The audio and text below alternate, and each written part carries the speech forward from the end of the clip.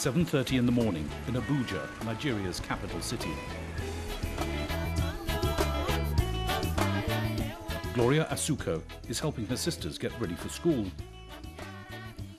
Once the missing shoes and school bag are found, they can hurry off. Education is important to this Nigerian family. There are 6 children in all.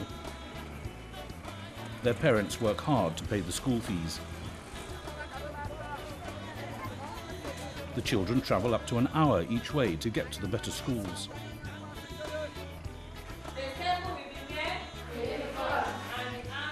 Mercy Asuko is at secondary school. Her younger sisters, Esther and Blessing, are still at primary school. Gloria Asuko is the eldest. She's 18 and she's planning to study medicine at university. But not right now. Her problems began 6 years ago. I was sick for some time. I was treated. The sickness would go and come back, go and come back. The crisis came when Gloria collapsed at school. She was rushed to the local hospital. First they told my father that I had typhoid. Then they said it was malaria. Then one day they told my dad that he should take me to a specialist hospital. It was at this hospital that my father found out that I was HIV positive. Gloria's father had to cope alone with the knowledge that his eldest daughter had HIV, a condition which many in Africa think is an automatic death sentence. They say there was no cure.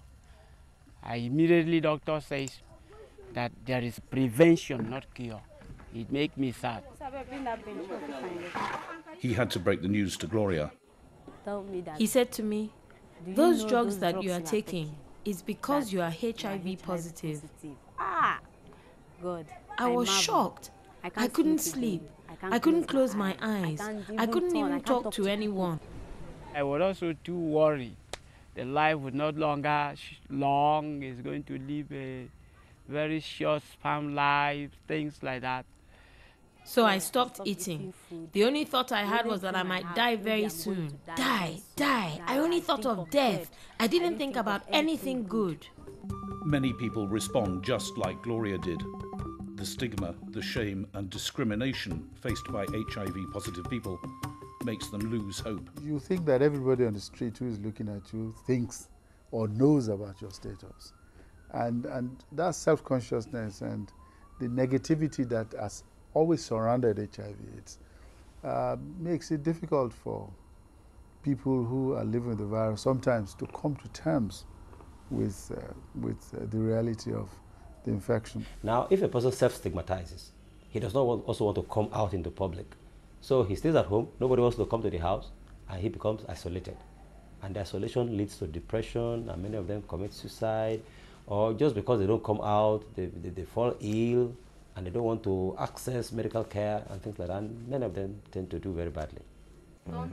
Gloria won't say how she became infected, but since the main mode of transmission is sex, many Nigerians assume all HIV-positive people must be promiscuous. Gloria's mother was deeply shocked when she found out her eldest daughter had contracted HIV. When Gloria needed money for her treatment, a fierce row broke out. My mother used to say, "Don't give her the money. If she wants to die, let her die. If you give her money for drugs, how will we afford food, transport, and shelter for the rest of the family?" She was always calculating. I can't feel I'm about her because I was upset because I had warned her many times when she goes to school, she should come straight back home afterwards. It was a big problem. I said, "Where are we going to get the money to treat you now? The medicine for this condition is too expensive for us. We don't have that kind of money to treat her." At first, her father gave her money to go and buy the drugs. I would argue with him. I would say, "Don't give her the money. We can't afford it." But he didn't want to hear that.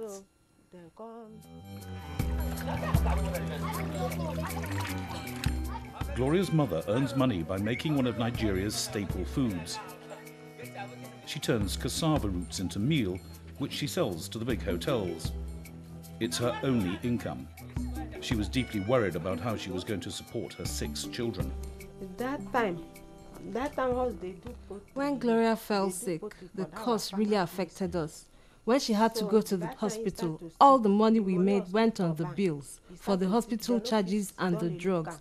As soon as my husband collected his salary, it had to be used to pay off debts. Sometimes we had to borrow money at 20% interest. She was also afraid Gloria might infect the rest of the family.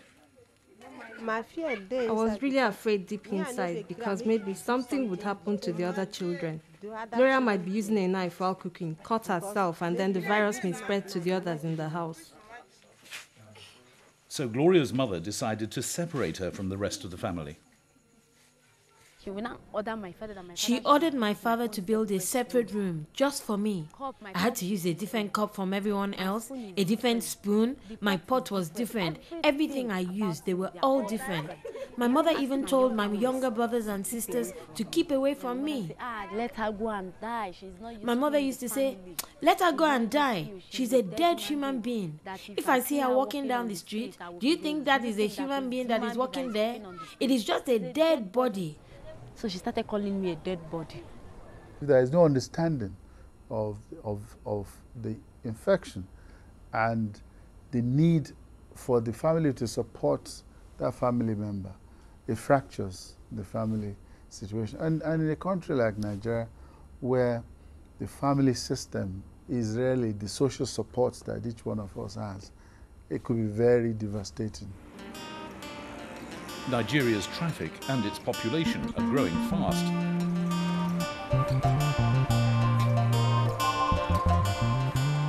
$130 million people at the last count.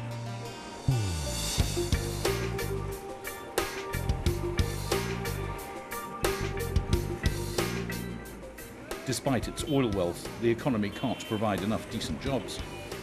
More than half the population is below the poverty line. So even the traffic cops have to dance for tips.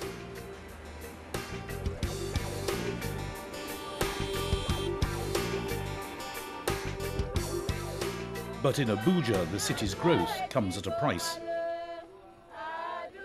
The city authorities are demolishing buildings they say were built illegally. Churches, markets, mosques, and thousands of people's homes, including Gloria's. This is all that's left of her family's home. This room was a bedroom. Here is the kitchen. This was the parlor. I was born here. I lived here for 17 years before they demolished it. Gloria had an infection at the time and needed an operation. Her father was visiting her in hospital when he got an urgent call telling him that their home had already been knocked down. We felt very bad because the very day the thing happened, and Gloria was very, very down, operated, and come back home, the house was demolished. We didn't pack, we just gathered everything in front of the house. The family managed to rescue some of their furniture, but they lost many of their other belongings. Even my clothes, as I sit here talking to you, I don't have any others.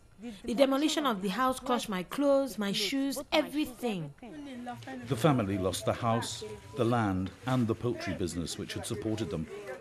Their neighbours helped them find somewhere else to live, but now they have to pay rent for a much smaller house. When I heard about it, I felt so bad. I was thinking, is it because of me my family are going through all this pain? I was calculating what they had lost. They had lost their poultry farm, all the money in their bank account. Now they have lost their house. In part 2, how Gloria's support group helped her come to terms with HIV. My mother stigmatized me, my friends, my reverend, all.